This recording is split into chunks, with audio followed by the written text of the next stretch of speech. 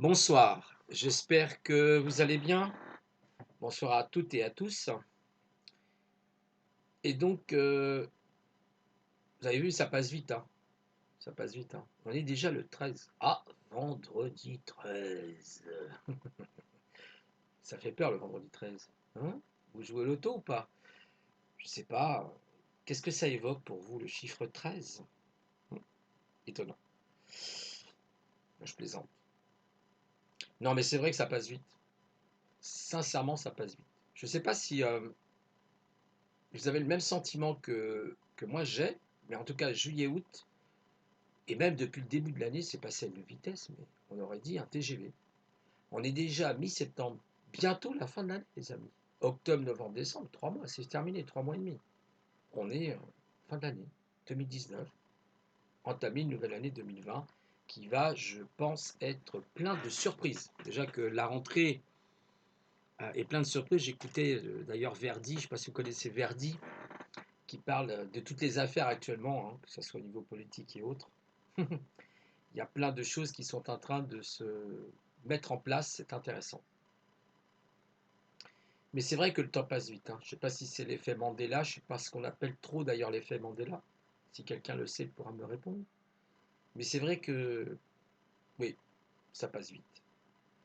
Alors ce soir, on va parler d'un sujet que, bien sûr, YouTube ou Twitter ou tout type de réseaux sociaux ou même des blogs parlent souvent, c'est les fameux chemtrails ou les épandages. On va peut-être employer ce terme épandage parce que chemtrail, bon, quel trail, bon, si vous voulez.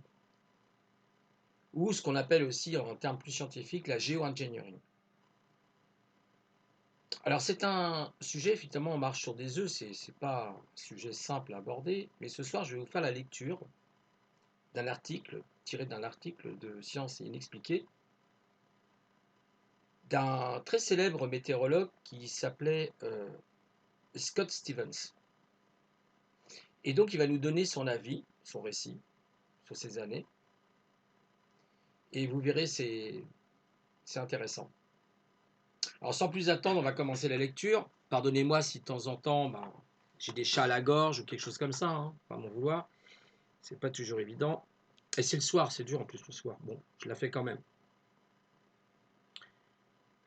L'énigmatique chemtrail, c'est le titre. Un météorologue s'exprime enfin. Intéressant. Parce qu'ici en France, je ne sais pas s'il s'exprime sur ce sujet, hein. C'est ça, avec les Américains, ce qui est bien, ils ont peut-être des défauts, mais au moins ils sont beaucoup plus ouverts d'esprit. Ils ont moins de chape de plomb, moins de menottes, hein. Ils sont beaucoup plus libres. Voilà. Open mind, hein, comme disait Jean-Claude Van Damme, je crois qu'il disait open mind. Présentateur météo sur plusieurs chaînes de télévision américaines de 1988 à 1995, et notamment la WRGB, la KJRH, la RFD-TV et la KTVA-TV. Tout ça c'est long, hein.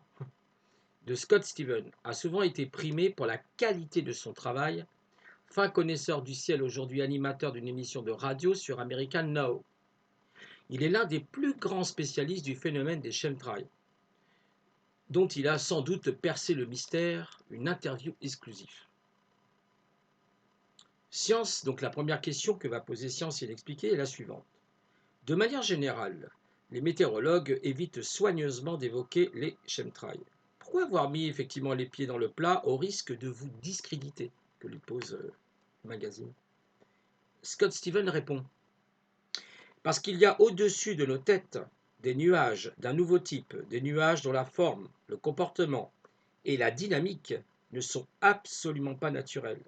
C'est aussi simple que ça. Depuis 2005, alors que je cherchais à me documenter sérieusement sur la question, j'ai passé en revue tous les programmes de géo-engineering, que l'on peut traduire par modification du climat de la Terre à grande échelle. Mis en place depuis plus de 50 ans, j'ai également filmé le ciel de très nombreuses fois en time-lapse. Le time-lapse, la définition, il nous la donne en bas, c'est l'effet accéléré donné à une grande série de clichés d'un même endroit à intervalles réguliers. Vous savez, ces accélérations là qu'on voit des fois du ciel. C'est ça un time-lapse en fait, a priori. On continue la lecture. Pour essayer de comprendre à quel phénomène nous avons affaire, et j'ai compris, mes yeux se sont donc enfin ouverts, une flotte aérienne fantôme, dont on ignore encore l'importance, distille des particules chimiques dans l'atmosphère. Oui, il précise bien, particules chimiques. Comment reconnaître donc les aéronefs? Pourquoi des drones qui composent cette flotte? Leur altitude de croisière se situe entre 5 et 8 000 mètres, tandis que les avions de ligne volent au-dessus de 11 000 mètres. Mais il s'agit d'un sujet tabou, une chose que l'on tente d'ignorer en météorologie. La règle est de ne jamais évoquer les chemtrails. Vous voyez, c'est clair, hein. J'ai en fait l'amère expérience dans ma vie professionnelle. Ce contexte m'a contraint à abandonner la télévision car je mentais par omission aux téléspectateurs en faisant comme s'ils n'existaient pas.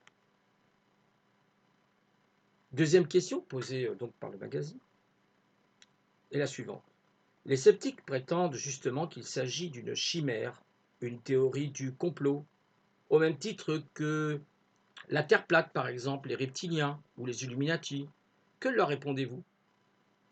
Je dois d'abord préciser que j'ai moi-même été un farouche sceptique pendant environ 5 ans. J'ai en effet écarté le phénomène d'un revers de main. J'ai essayé de trouver coûte que coûte une explication rationnelle. Sauf qu'au bout d'un moment, un esprit ouvert a le devoir de remettre en cause les idées préconçues, d'autant plus si les faits ne cadrent absolument pas avec la thèse officielle, qui nous dit, elle, que c'est tout à fait normal, voilà quoi, qu'il ne faut pas s'inquiéter de ce qu'il y a sur nos têtes, au-dessus de notre tête. D'ailleurs, le ciel, j'appelle plus le. Excusez-moi, je fais une petite parenthèse, mais le ciel, je l'appelle plus le ciel, je l'appelle le ciel aujourd'hui, hein, parce que c'est tellement dégueulasse quand il y a ces épandages.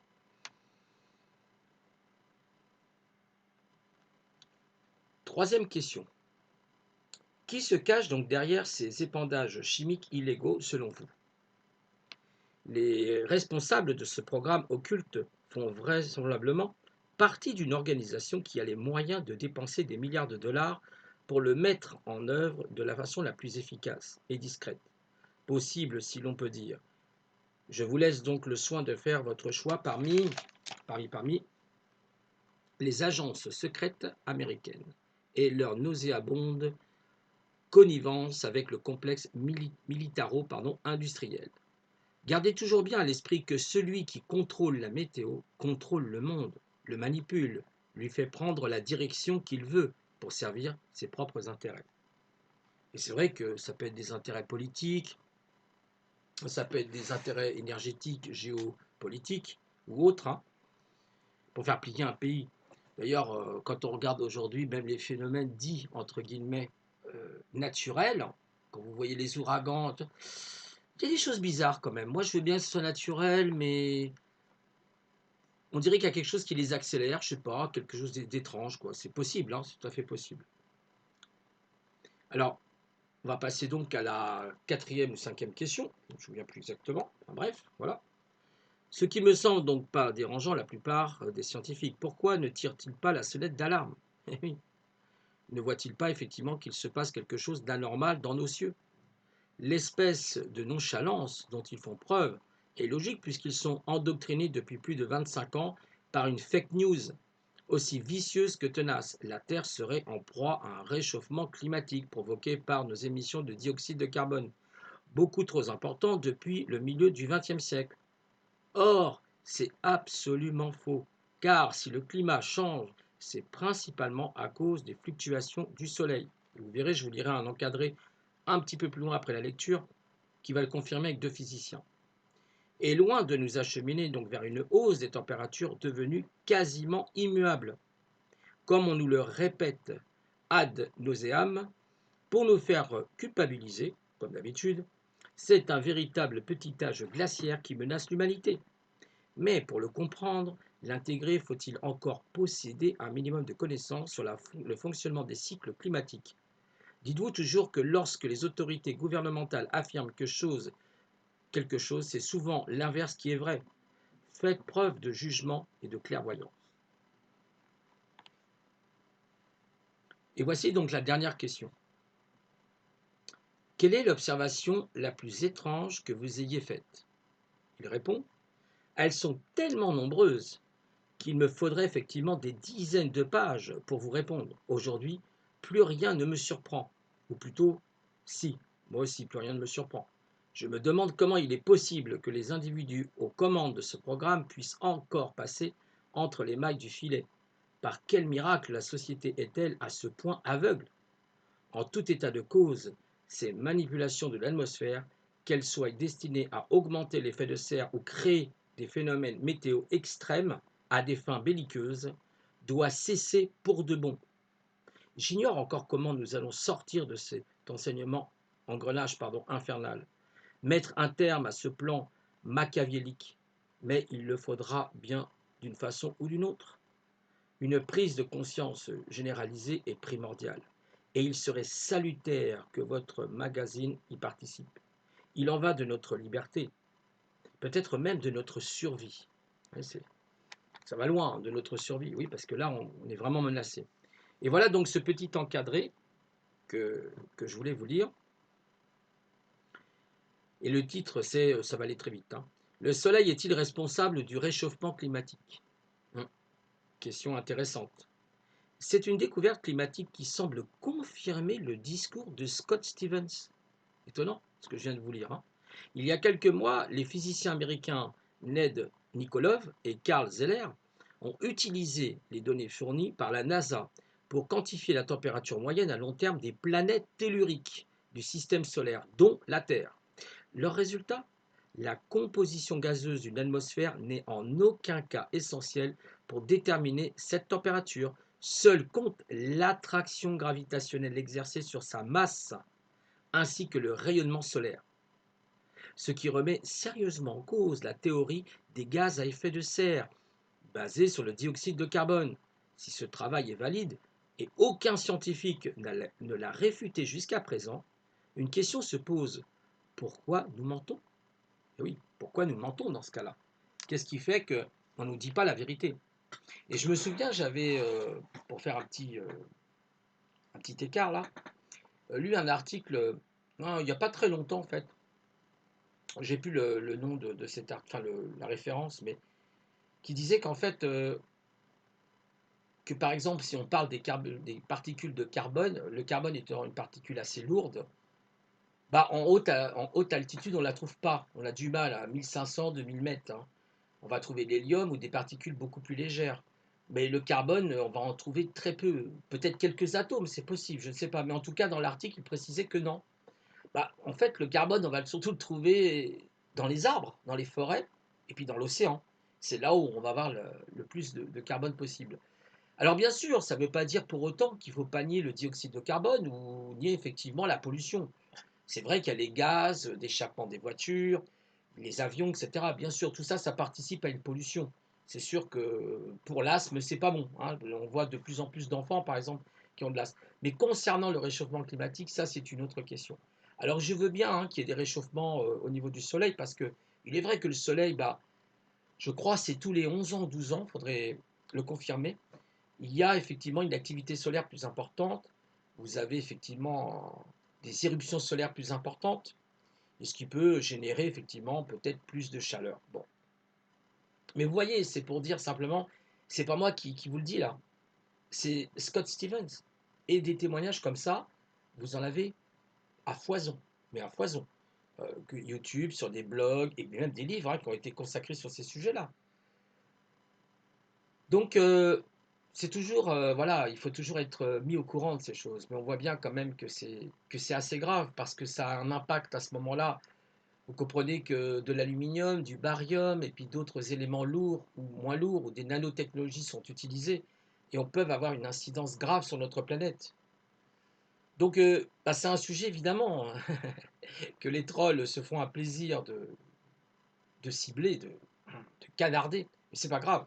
Il faut dire les choses telles qu'elles sont. Il ne faut pas avoir peur de ses opinions. Voilà, il faut être courageux. Et de toute façon, ça ne durera pas. On voit qu'actuellement, je diverge un petit peu, mais on voit actuellement un petit peu dans tous les domaines actuels, beaucoup de choses se passent, hein, concernant, vous avez eu l'affaire Epstein, vous avez l'affaire Balkany en France, Balkany en France, Balkany, je crois, c'est ça? Je sais plus. C'est dur le soir. Et donc, oui, on voit que le château de cartes est en train de tomber et vous verrez les années qui vont venir, ça va être encore, pouhou, on n'est pas arrivé au bout de nos surprises. Parce que nous allons rentrer aussi dans une ère nouvelle. Et oui, mes amis. Donc c'est ça qui est intéressant. Il faut garder, c'est vrai, l'optimisme, c'est pas facile l'optimisme, hein. Je suis un peu aussi, un peu moi, comme vous savez, ce philosophe-là, du 19e siècle qui s'appelait Schopenhauer, qui était, on l'appelait l'éternel pessimiste. C'était aussi le philosophe des artistes, Schopenhauer. Et bah, Schopenhauer, oui, il avait effectivement pour lui, le monde était, la vie était malaisée, qu'il disait je crois que c'était Welland, il lui disait que la vie est malaisée, que lui prenait la décision d'y réfléchir justement. Bah, c'était une phrase un peu dans ce style-là, je ne l'ai plus exactement en tête. Et oui, c'est vrai que bah, en fait, la vie, elle n'est pas facile, c'est sûr. Alors là, on ne nous la facilite pas non plus. Voilà quoi, donc c'est des sujets importants.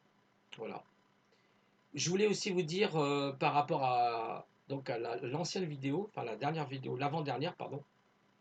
Donc, j'avais parlé notamment des momies de Nazca et non pas de, comment j'avais dit, de Nasdaq, n'importe quoi, c'est pas grave. Et donc, eh ben, j'ai participé, comme je vous avais dit, parce que je vous avais dit que je participais à une conférence, j'ai donc bien participé à cette conférence qui a eu lieu, je crois c'est le 8, oui, il me semble que c'est le 8, c'est le dimanche 8 ou 9, je sais plus, bon bref. C'est le dimanche, là, dimanche dernier. Et effectivement, il y a eu deux chercheurs qui étaient là. Il y a eu Bleu Diode et Damien qui étaient là. Donc c'était très intéressant. C'était vraiment, mais alors je peux vous dire, passionnant. J'ai passé 4 heures vraiment, vraiment incroyables. Ils ont fait des projections, vous savez. C'était notamment Blue Diode qui a parlé d'une ville en Turquie qui est. Il paraît qu'ils en auraient trouvé 200. C'est des espèces de. Pour elle, l'hypothèse qu'elle donne, ça serait des avions anti-atomiques il y a moins de ça, moins 2000, 3000 ou 4000 ans à peu près, quelque chose comme ça. C'est en Turquie. Alors je ne sais plus le nom de la ville. Je vous le dirai de toute façon, parce que moi, là, le turc, du coup, j'ai du mal à le prononcer. C'est pas facile du tout. C'est comme Tiwanaku par exemple, ou Tiwanaku, je crois qu'on dit, en Bolivie, où vous avez ce site qui est à 3800 mètres, où on trouve des pierres comme si elles avaient été coupées au laser. Enfin, c'est incroyable, quoi. Voilà, il y a beaucoup de choses comme ça au niveau de la proto-histoire aussi. C'est encore un sujet dans plein de domaines, hein. On nous ment sur beaucoup de choses. De toute façon, je pense que notre histoire est un grand mensonge. Voilà, donc il faut continuer à chercher, être des chercheurs, être curieux. Voilà, j'espère que bah, cette vidéo vous aura plu. C'est une petite introduction de fin de semaine, enfin, une conclusion de fin de semaine. Et en tout cas, ben, je vous souhaite à tous de passer un bon week-end. Voilà, de réfléchir à tout ça. Je vous mettrai des liens par rapport à Scott Stevens et puis aussi aux deux chercheurs physiciens. Je vous mettrai ces liens. Et comme ça, vous aurez de quoi lire. Bon, c'est des blogs, hein, il y a un blog en particulier. Puis je crois que Scott Stevens, j'en ai trouvé une minute 30, une minute 10, quelque chose comme ça. Elle est sous-titrée. Après, vous regarderez, hein, faites vos recherches aussi. Il faut aussi, c'est important, hein. Moi, il faut aussi, je pense, ne pas trop mâcher le travail. Il faut aussi chercher par soi-même.